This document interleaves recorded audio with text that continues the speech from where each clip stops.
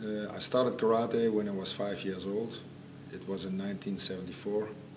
My father is my teacher, and he took me to his dojo in Geleen. There I started karate. I was the first youth member of the school, and I remember there were only big guys. And yeah, that's where I started my education in karate. I started karate when I was 13 years old, motivated by seeing the movie Karate Kid. It's quite a cliche, but it gave me quite a lot of motivation to start training karate. So after seeing the movie, I joined a karate school. Eventually we moved and to another place within the Netherlands, and there I found the Alken Dojo.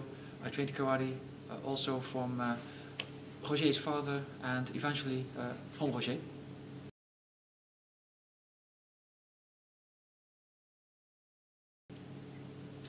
When I was 8 years old, I started with competition, fighting, and there were not a lot of fights at that age in Holland. But I had 2-3 fights every year, and that's how I learned the fighting business. It's not just kata, kion, it's also fighting, and that's very important in karate. A lot of schools only teach kata and kion, but if you never practice to spar, if you never learn how to fight, you cannot defend yourself.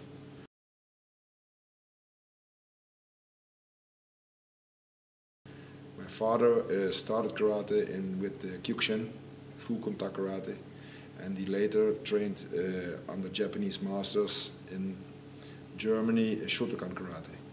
He made in the early 70s a mix of Shotokan and Kyokushin karate.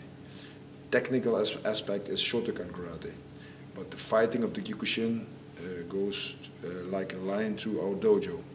Because we made a mix, we had also always great fighters over the years.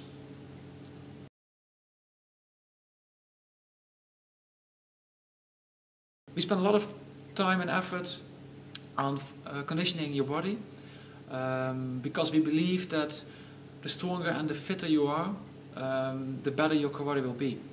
So, for instance, if you don't have a good fitness level, then you will not be fit and you will be more fatigued throughout the exercises, and thus your karate techniques will get sloppy, and when you get sloppy, your technique will have no impact and no effect, and the learning curve will always remain high.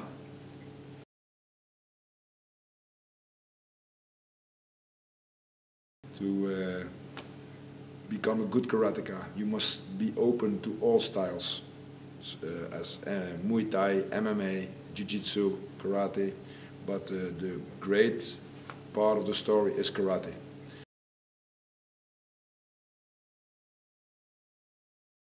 With karate and other sorts of martial arts, we make a complete style.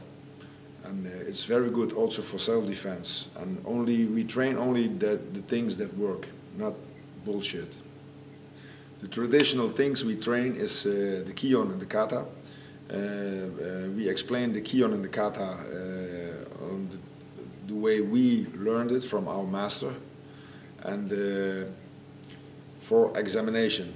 But it's important to train the kata for stamina, for power, for spirit.